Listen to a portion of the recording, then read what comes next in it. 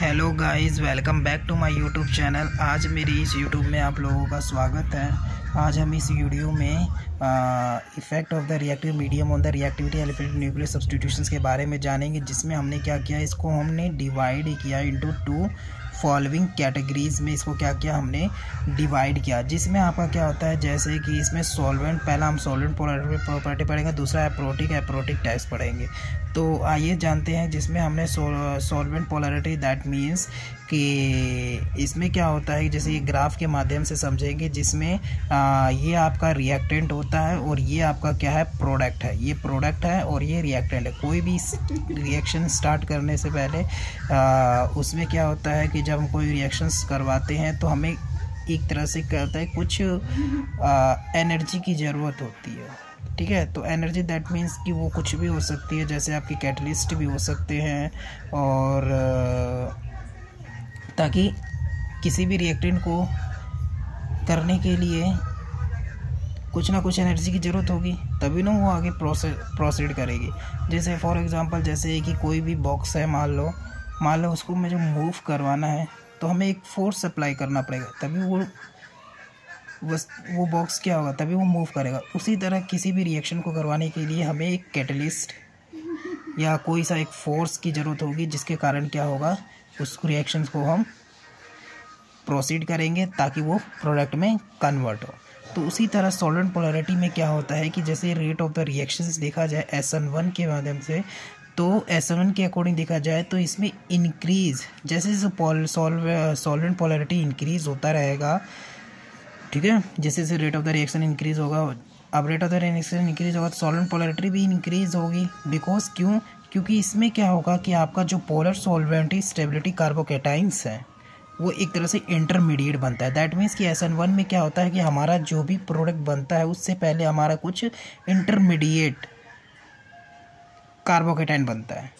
ठीक है, वो जो कि कुछ ही समय के लिए बनता है, मतलब समय के लिए बनता है, और वो तुरंत क्या होता है, प्रोडक्ट में कन्वर्ट हो जाता है, has compare to SN2 reactions. But SN2 में क्या था कि आपका जो रिएक्शन होता है उसमें ट्रांजिशन स्टेट जो होती है वो देखने को मिलती है, बट SN1 में देखने को नहीं मिलती, क्योंकि वो इंटरमीडिएट कुछ शॉर्टली टाइम्स के लिए बनता है SN1 में, एज़ कम्पेयर टू SN2। तो इसीलिए इंटरमीडिएट बनता है, और इसके कारण क्या होता है, उसकी जो एक्टिवेशन एनर्जी जो हुआ करती थी उसमें चेंजेस आ जाते। दैट मीन्स कि वो डिक्रीज होना स्टार्ट कर देती। जैसे आपका रेट ऑफ द रिएक्शन मान लो करता रहे, तो एक टाइम के बाद क्या हो जाएगा, इस पॉइंट पर रुक जाएगी। तो इस पॉइंट पर क्या बनता है, हमारा इंटरमीडिएट भी बनता है और इन ट्रांजिशन स्टेट्स। वो डिपेंड करता है कि वो SN1 पाथवे को फॉलो कर रही है या SN2 को। ठीक है, यदि आपका SN1 का पाथवे फॉलो तो इंटरमीडिएट, तो वो कुछ ही समय के लिए रहेगा, वो तुरंत क्या होगा, डिक्रीज की तरफ मूव करेगा और प्रोडक्ट आपका निकाल देगा। ये जो चीज़ है, ये आपका हाई सॉल्वेंट पोलैरिटी को दर्शाता है, और ये लो सॉल्वेंट पोलैरिटी को दिखाता है। उसके बाद जैसे कि यहाँ पर SN2 के, जैसे मैंने बताया है कि इसमें आपका जो इंक्रीज सॉल्वेंट, तो जैसे जैसे rate of the association pathway SN2 को फॉलो करेगा, तो वो भी क्या होगा, बैटरी डिसोसिएशन हो जाएगा न्यूक्लियोफाइल का। ठीक है, तो ये चीज़। दूसरा हम पढ़ेंगे प्रोटिक एप्रोटिक टाइप्स। ठीक है, प्रोटिक और एप्रोटिक टाइप्स पहले हम पढ़ेंगे। एप्रोटिक टाइप्स का मतलब दैट मीन्स कि जो प्रोटिक होते हैं, जो आपके प्रोटिक्स टाइप, दैट मीन्स जिसका क्या होता है, ये प्रोटिक्स टाइप का मतलब होता है कि जिसका डायपोल मोमेंट्स क्या हो, जिसका डायपोल मोमेंट्स हाईएस्ट हो, और डाइलेक्ट्रिक भी जो हो वो भी हाईएस्ट होता है। ठीक है, मतलब इनका डायपोल मोमेंट जो होता है, सब कुछ क्या होता है, हाईली होता है। ठीक है, फॉर एग्जांपल जैसे कि वाटर है, तो इसमें क्या होता है कि जो आपका हाइड्रोजन बॉन्डिंग जिनकी होती है ना, वो आपके अटैच होते हैं।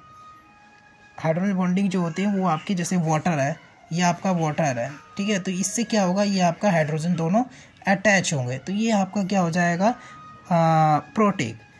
एप्रोटिक टाइप सॉल्वेंट्स का मतलब इस सॉल्वेंट्स में क्या होता है, एप्रोटिक सॉल्वेंट जो होता है, एप्रोटिक वाले, उसमें क्या होता है कि इसमें दोनों, मान लो कि आपका डायपोल मोमेंट और डाइलेक्ट्रिक कांस्टेंट, जो कि दोनों ही क्या होंगे, हाईएस्ट होंगे। बट इसमें क्या होगा, आपका हाइड्रोजन जो बॉन्ड होगा, जैसे कि आपके कौन से, जैसे OH, जैसे आपका OH, या NH, इन दोनों का क्या होगा, इसका जो हाइड्रोजन होंगे इन दोनों के, वो पार्टिसिपेट नहीं करेंगे। वो किस तरह से फॉर्म करेंगे, इस तरह से, ठीक है। या इसका एक एग्जांपल एक और है, आइसोसाइनाइड है, ठीक है, नाइट्रिल है, ये इस तरह से, ये एग्जांपल किसके हैं, एप्रोटिक के। और ये वाटर, ठीक है ना, ये वाटर हो गया, और इथेनॉल हो गया, जैसे इथेनॉल ऐसे, ये आपके इथेनॉल, ये इथेनॉल है, ठीक है, इसमें अटैच है ये वाटर। ये दोनों एग्जांपल जो होंगे ये आपके प्रोटिक के हैं, ये एग्जांपल किसके हैं, एप्रोटिक के, ठीक है, इस तरह से है। तो इसमें भी क्या होगा, ऑब्जर्व करेंगे जो पोलर सॉल्वेंट्स होता है वो डिक्रीज हो रहा है न्यूक्लियोफिलिक स्ट्रेंथ, जैसे जैसे आपके, जैसे कि एनहांस करते हैं स्टेबिलिटी को एनायनिक लिविंग ग्रुप के साथ, तो आपका ये सपोर्ट देते हैं, मतलब ऐसा अपने पाथवे को वो डिसोसिएशन को मतलब कम करता है, डिक्रीज की तरफ ले जाता है। जैसे ये आपके देखो, ये सोडियम है, ऐसा उन्होंने अटैक किया, तो ऐसे, तो इस तरह से ये एब्जॉर्ब होता है, पोलर सॉल्वेंट एप्रोटिक और प्रोटिक सॉल्वेंट को एब्जॉर्ब करते हैं, क्योंकि उस चीज़ को क्या कर देते हैं, वो डिक्रीज की तरफ ले जाते हैं, ठीक है, क्योंकि इसमें स्ट्रेंथ जैसे जैसे कम होता रहेगा उसी तरह स्टेबिलिटी पर भी कुछ ना कुछ इफेक्ट पड़ेगा, जिसके कारण क्या होगा, ये डिसोसिएशन हो जाते हैं, ठीक है, डिसोसिएट हो जाते हैं। तो आई होप आपको ये मेरी वीडियो पसंद आई, इसे लाइक करें, शेयर करें, कमेंट करें। जय हिंद, जय भारत।